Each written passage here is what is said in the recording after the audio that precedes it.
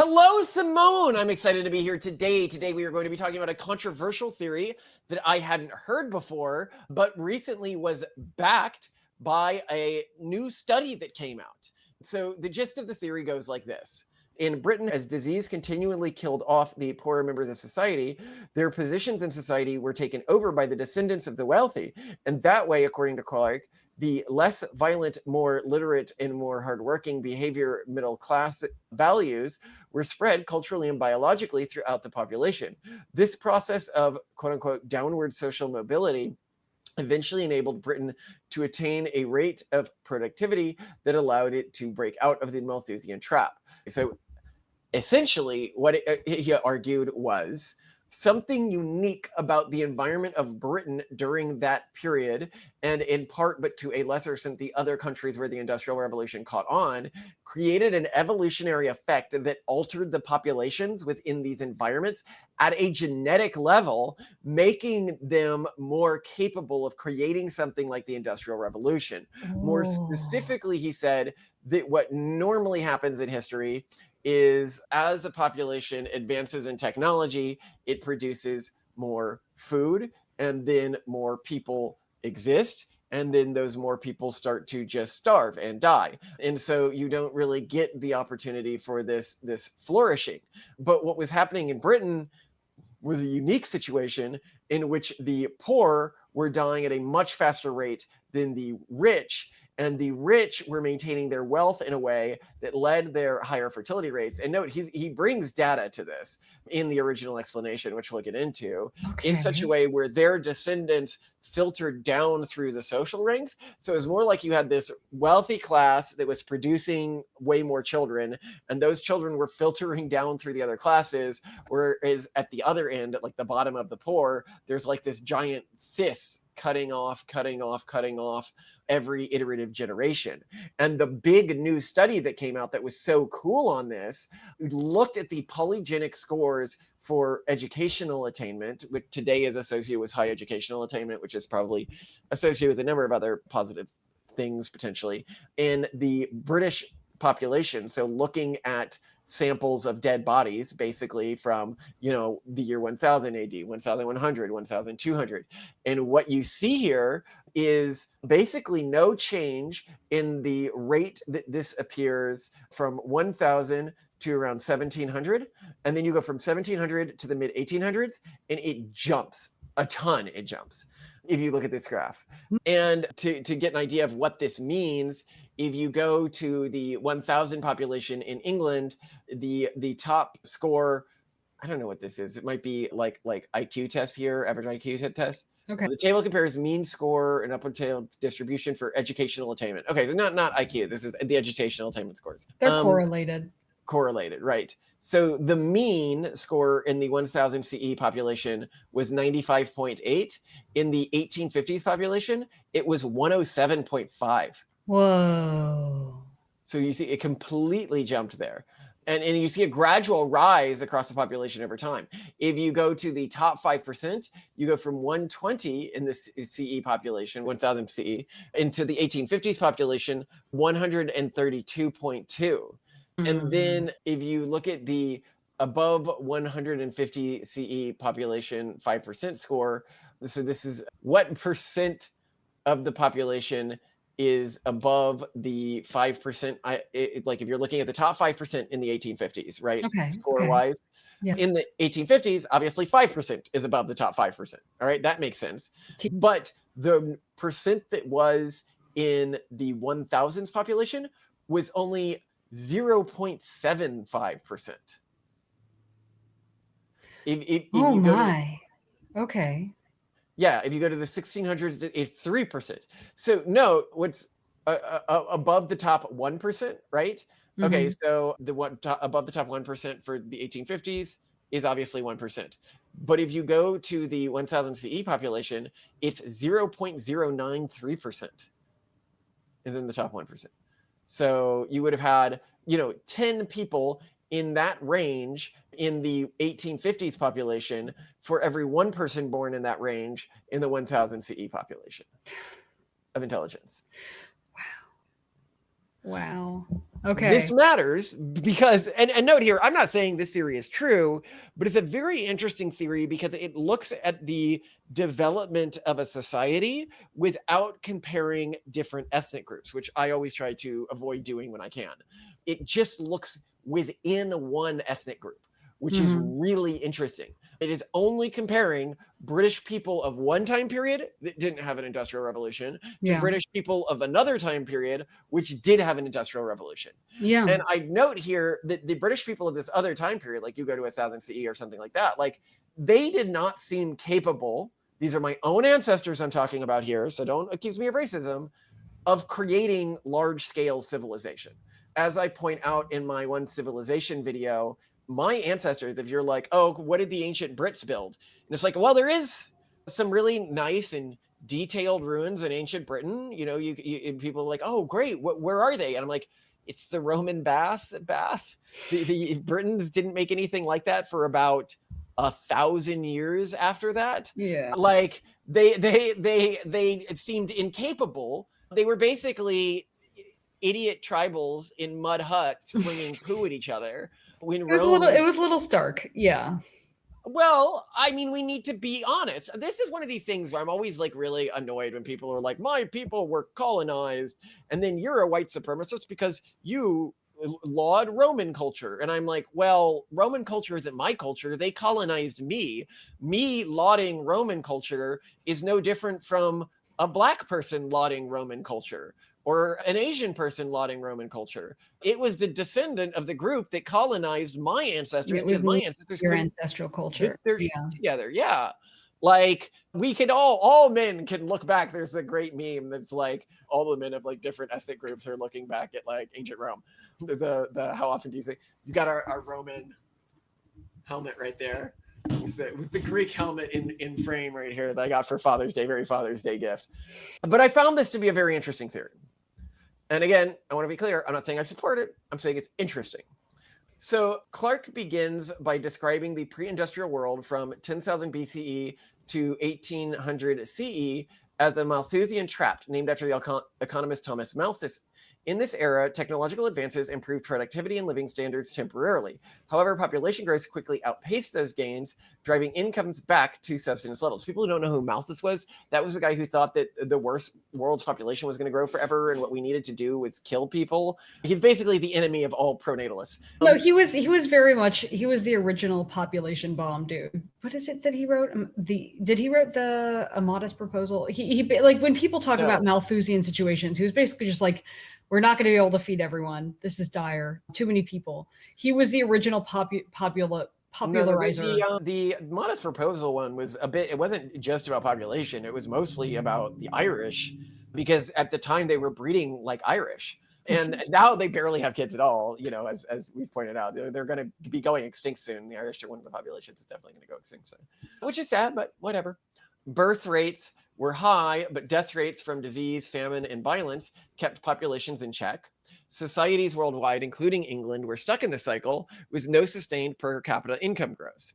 Clark notes that England was no exception until around the 1800s when productivity finally outran population growth, enabling the Industrial Revolution. The question is why this breakout happened in Britain first.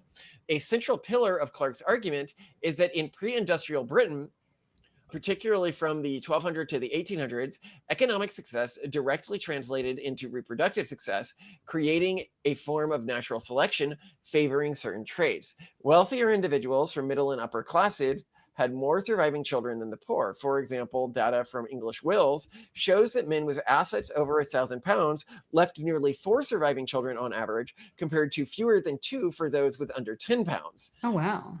That's really stark difference. And that is, the reason why this is important to note, if this really was the reason why Britain became so successful, is that if we have the exact opposite happening today, if we really are heading into an idiocracy, we really can lose our civilization. But yeah, this shows that selective pressures both change the makeup of the genetic makeup in addition to downstream of that then culture of a society, but then also the output and development of that society. That's what this is all about. Yeah, right? and keep in mind that the change can happen quickly. It appears that most of the change happened between the 1700s and the 1800s. So that's something to watch out for if this is really happening. And what it means is that if you want to like humanity to continue to thrive, you essentially need to genetically isolate yourself from people who aren't thinking about this type of stuff. Yeah. Which is, another reason why we work so hard to source potential mates for our children, because you have got to be careful about them breeding with the gen pop, and this is going to become a bigger problem intergenerationally. You're going to get in so much trouble for saying that. if well, look, if you look at the numbers, okay, the single genetic trait that is, because I can look at genetic polygenic scores and say these traits correlate with X or these traits correlate with Y. Yeah. The single one that has the highest correlation with low fertility is intelligence. Obesity too, and I think obesity was the next highest correlation. Yeah. So you're going to get one population that's like low intelligence, high obesity, high some other likely negative traits that are very genetically successful. And I love it when people are like, "Oh, how dare you call these like negative if they're what is genetically successful within the current environment?"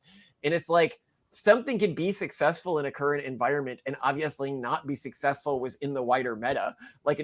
It's like becoming a hyper specialized species before a mass extinction event. You can say, well, the species isn't genetically, like, it's not having problems genetically because it's having lots of kids. And if the species was sentient, one of them could say, actually, these kids are very non-adaptable to changes in the environment. And so while they are winning within this environment, they are not likely to succeed within multiple potential environments. Mm-hmm. And worse, you could say, here's this other iteration of the species, which appears to specialize in taking advantage of the way that this species is specializing. And that's sort of what's happening to humanity right now. If any faction of humanity does break out and doesn't fall into this, idiocracy sort of spiral, that faction is going to have a hugely disproportionate amount of power. Because as I said, in many other things, people are going to be bringing AK-47s to an automated drone swarm fight. It's just not going to be relevant what non-technologically engaged cultures do, even if they are, this is happening to them. Yeah, you're going to say something? If you're a culture that thrives because you exclusively or largely depend on exploiting social services of a government, you're going to quickly stop thriving when that government is no longer capable of providing those social services, which is going to happen with demographic collapse. Yeah. Okay, to continue here, this wasn't due to higher birth rates, but better child survival. The rich could afford better nutrition, sanitation, and healthcare, reducing mortality and diseases that disproportionately affected the poor. In contrast, the poorest families often failed to replace themselves. Demographically, their lineages died out, and their social positions were filled by the downwardly mobile offspring of the rich. Clark contrasts this, using research, with hunter-gatherer societies, the Yanami, where violence or aggressive traits correlated with higher fertility, or with aristocratic classes. In England, whose warfare involvement led to lower reproductive success. So specifically, he pointed out that if you look at tribal groups, what you often see is engaging in warfare and being aggressive towards your neighbors leads to higher reproductive success by the research. But if you were in medieval England, the exact opposite was true. And what led to higher reproductive success was accumulating capital. Yeah, that's interesting. Now, this seems like potentially an overstatement to me. Like, I would be very surprised. I mean, I guess not that much. If you're talking about a totally decentralized clan-based structure, but then why not, higher reproductive success in like Islamic cultures, for example, right? Like, you could have even higher reproductive success by being wealthy in Islamic cultures because you could have multiple wives, right? So like, if this was an effect, it should have affected them even more. Yeah. Actually, good point. Don't know what his counter to that would be. This survival of the richest meant that traits associated with economic success, such as discipline, thrift, and long-term planning, literacy, and nonviolence, were selectively favored and passed potentially through both cultural transmission, e.g. educational values, and genetic inheritance. Downward social mobility and the spread of bourgeois traits over generations. Bourgeois. See, I didn't get those traits. Bourgeois. I love you so much. I love you so much. Why? There's something about, how like Elon Musk can't meet a pun he doesn't fall in love with. I can't. When When people mispronounce things, it just kills me. I love it. It's great. It shows I'm American and don't care. Yeah. It's good. So the rich produced more children than they needed to fill elite positions, so many offspring were demoted socially, becoming artisans, farmers, or laborers. These descendants carried the middle class values and possible genes of their forebears, enriching the lower classes. Enriching the lower classes. I didn't write this. Traits like patience, evident by falling interest rates from 10% in medieval times to 4 to 5% by 1800s. Harder work, we see longer hours of the working class in England over that time period. Literacy rising from low levels to widespread in the 18th century, and reduced interpersonal violence. Homicide rates dropped dramatically. They pointed out that if you go to the beginning of this period, that the homicide rates in the UK in sort of the medieval period were today equal to the highest homicide rates in the world in some country in Africa. So like the homicide rates were quite high in the UK back then. And I found actually very interesting that he used interest rates as evidence here, showing that interest rates had to be competitive in the early medieval period 10%, and then by the 1800s it was only 4 to 5%. Which is actually a pretty strong argument outside of how sophisticated the banking system was. It's how much do people within the middle classes actually pay back their loans, and what you're seeing here is they paid back them with a higher probability over time. That's interesting. Clark estimates this process operated over 20 to 30 generations, about 600 to 900 years, gradually transforming the population's average characteristics. By the 18th century, England had a workforce that was more productive, innovative, and oriented towards saving and investment, traits essential for industrial capitalism. Clark suggested this was an evolutionary adaptation from hunter-gatherer instincts, impulsivity, short-term thinking, to those suited for agrarian and eventually industrial economies. He leans towards a genetic component, though he acknowledges cultural mechanisms, arguing that the changes were deep enough to alter human nature itself. Why Britain specifically? This is a follow-up. I was like, yeah, but why not like other places? What happened in Britain that was so unique? Yeah, versus I don't know, like the Netherlands or Sweden. Well, I mean, all those places industrialized really early, so you need to choose a place that industrialized Okay, more fair slowly, point. like Yeah, Italy I don't know. That's in the area, I would want to think, but yeah. or Russia. Russia, I think, would be a better like counterexample. Yeah. Okay, so Clark attributes Britain's primacy to its unique historical condition that amplified its evolutionary process, institutional stability. From the Norman conquest in 1066 onwards, English enjoyed relatively politically stable as an island nation with secure property rights and low internal violence. This allowed for selective pressures to operate consistently, unlike more turbulent societies like China or India, where invasions or instability disrupted the process. I don't know if I buy that. You don't buy it? Maybe. Early capital. I mean, I guess I'm just more like, yeah, but the Muslim countries it should have been had a louder effect in. Early capitalist orientation. England's economy rewarded economic traits, e.g., thrift and innovation, more than martial prowess, accelerating the speed of bourgeois values. Thank you. I needed that. Bourgeois. I've got all those Bourgeois values. Yeah, what a Burgoy restaurant to go to. Mr. Stanford graduate degree. In comparison to other societies, in places like Japan or China, similar Malthusian dynamics existed, but less downwards mobility or differing selective pressures favoring conformity over innovation delayed breakthroughs. Poor countries today, Clark controversially implies, may lag due to incomplete adaptation of these traits, whether genetically or culturally. And if he's right, it means that feeding the poor or preventing poor people from dying is genetically sabotaging many countries. And that when wealthy countries do this to other countries, essentially they're trapping them in a cycle of intergenerational poverty. And that the UK did well because the poor didn't help them. He argues that It's a bad look, Malcolm. What? It's a bad look. I'm not arguing it. I'm not arguing. I'm just saying that other people are arguing this. I've even argued against his explanations here at times, people.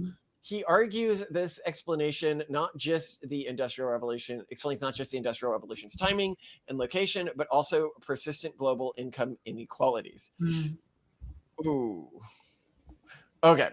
So before we go into this more, because I think that this is interesting. Clark argues that the transformation took hundreds of years because natural selection and cultural transmission operate slowly across generations. The process began in earnest in the medieval times around 1200 to 1250, post-Norman conquest in 1066, which established institutional stability, when England's economy rewarded traits like thrift, discipline, and literacy with higher reproductive success over 20 to 30 generations, approximately 550 to 900 years. The bourgeois traits spread downwards through society.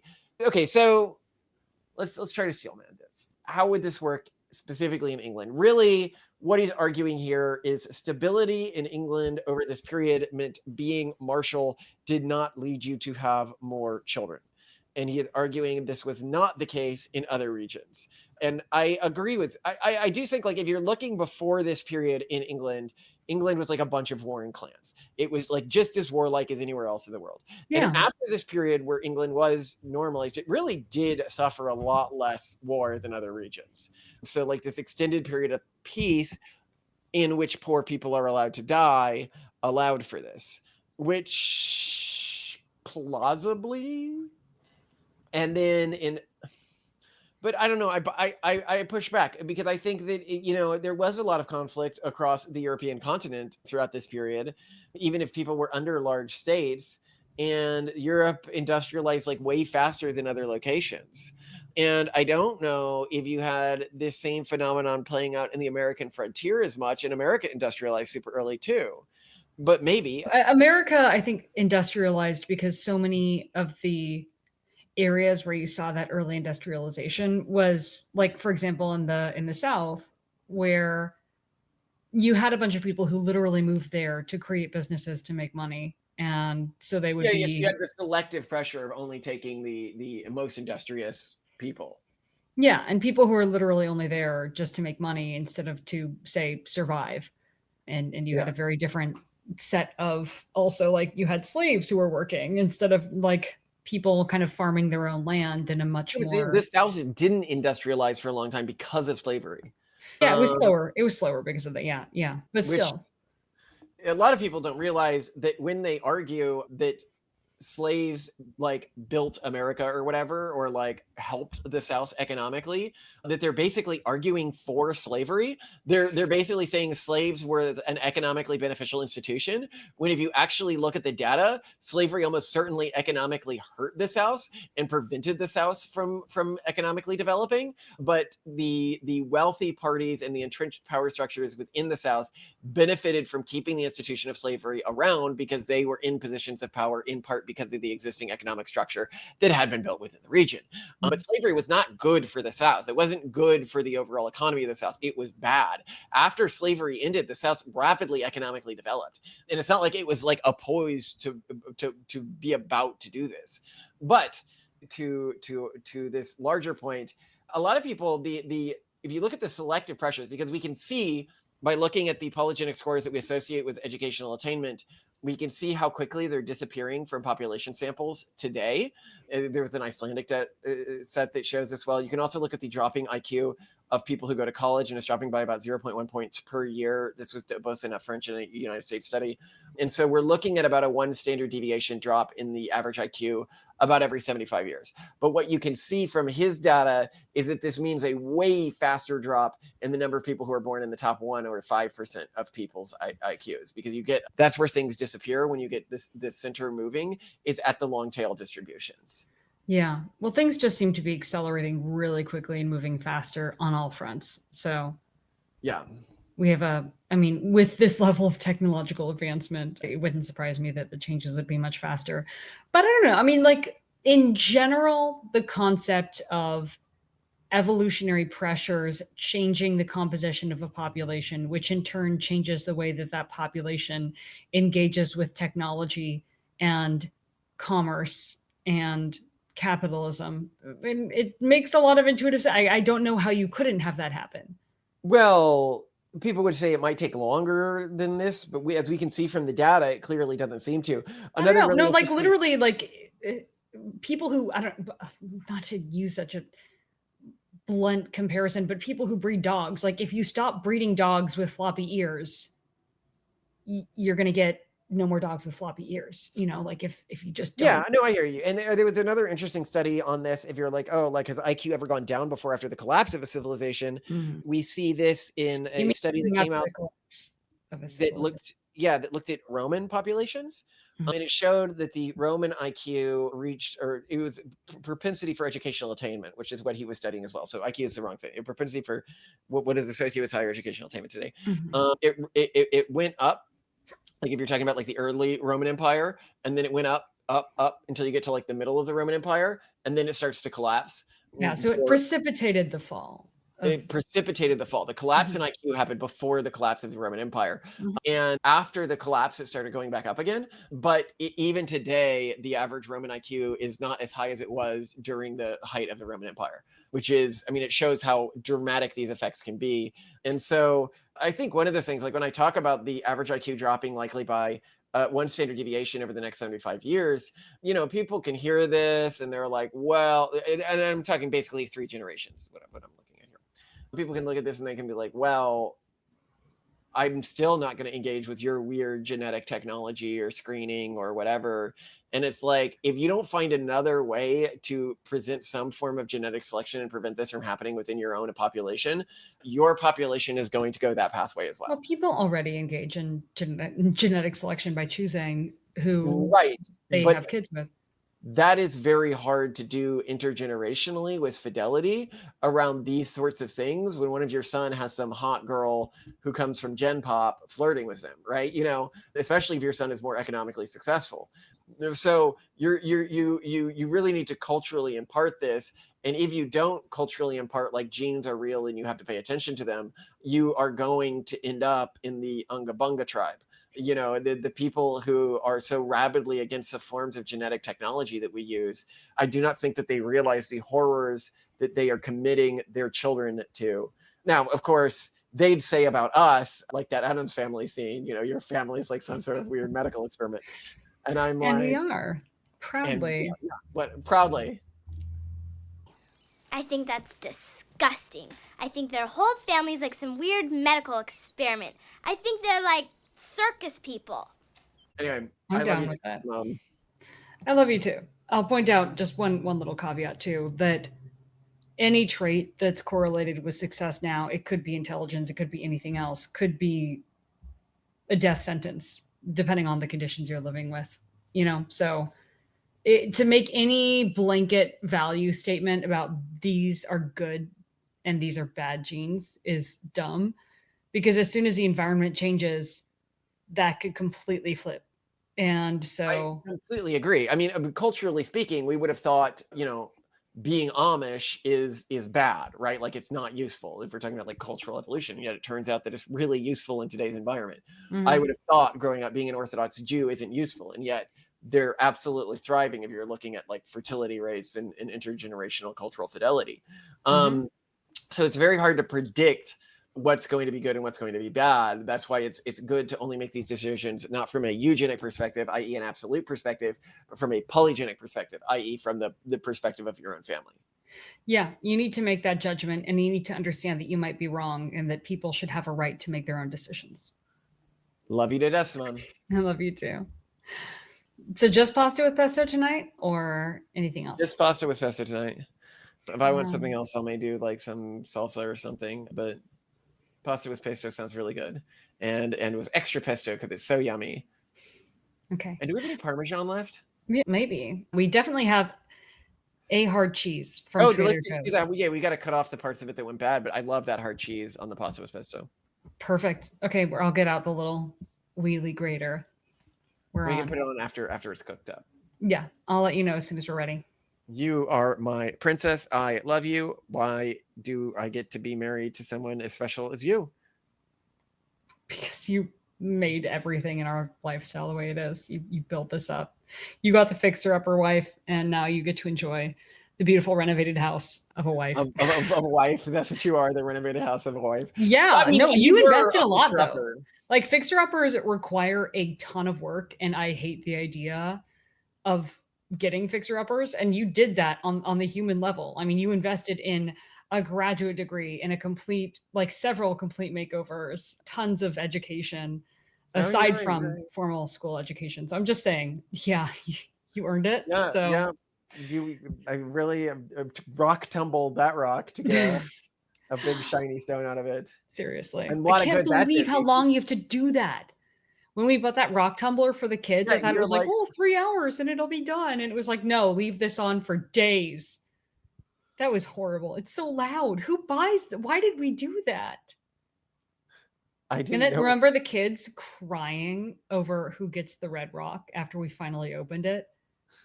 Like the collective grief in our household that we caused simply by doing this whole process of rock polishing in the stupid little plastic Discovery Education rock tumbler. It was horrible. At least we didn't get a nice one. Yeah, I guess. Fair enough. Just watching a Homats video on women being the worst. I really feel like, after we did that episode that like chilled me on the New York Times writer who was driven crazy by feminism, and I've been reading other articles about like what it's like to date these days, and I just feel so a sense of despair for young people in this generation who don't have their parents actively helping them date. Yeah. Like obviously we're trying to set things up for our kids. We work with other, high profile parents who are like super competent and agentic and orthogonal and try to, keep track of them when they have kids around our kids' age. And we have a big CRM of this, and we're going to be working on building those relationships. Yeah. Because I think that that's really the only way to secure a spouse for our kids anymore. That, and I think really underrated is the extent to which parents always did that in the past. They were always pretty involved in their kids dating. Yeah. And it's only really recently that parents became super hands off on that front on average. This expectation that there are these third spaces or there's this dating culture, which I think really saw its big rise in the 1950s, that will facilitate finding a partner, is just crazy. I've been listening to these historical biographies, and there's like there are maybe 5 men that you meet in like a 10-year period who might be people you could marry, if you're a woman. Like there just wasn't that much choice. Yeah.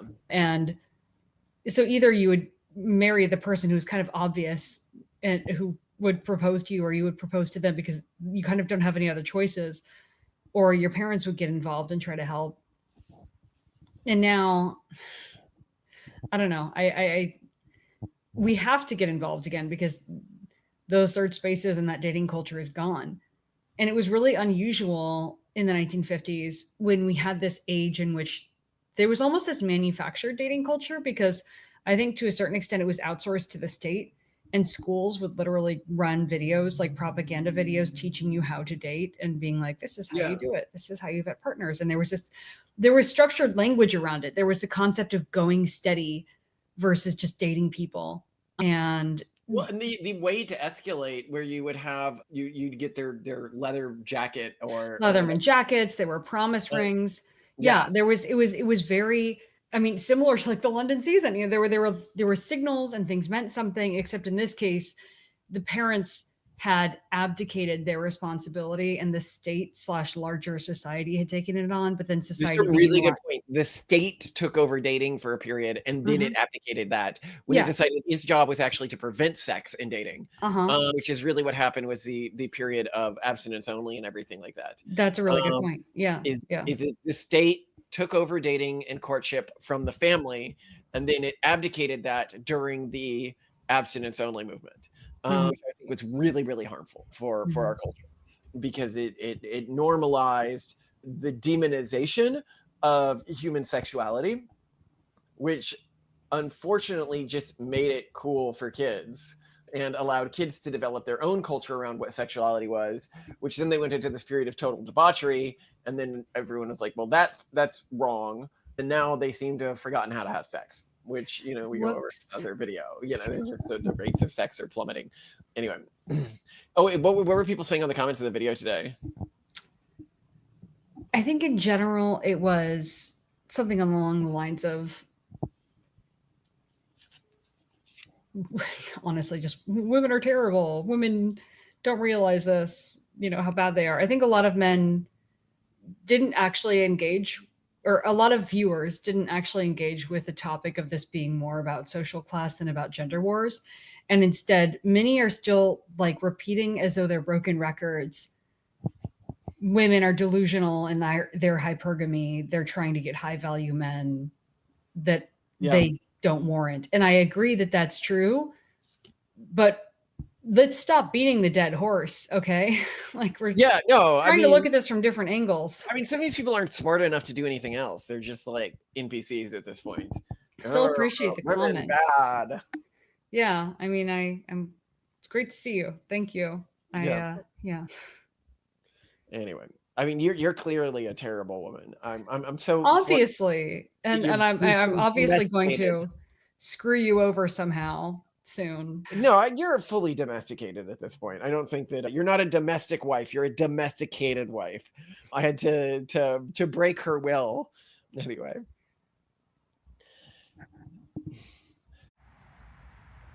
How are the berries, guys? Do you like them? Good. Fire in the hope! My hands are getting dirty. Of course, you're outside. Pick a berry and eat it. Octavian, do you want any berries? I'm gonna aim my gun up at the sky. Octavian, are you guys done picking blackberries? Yeah. You want to go back inside? Oh, we wanna play water guns. Well, then you need to get on your water shorts. Okay. Let's go. Let's go. And Daddy, can you put this somewhere safe so... Put it on Daddy's desk and it'll be somewhere safe, okay?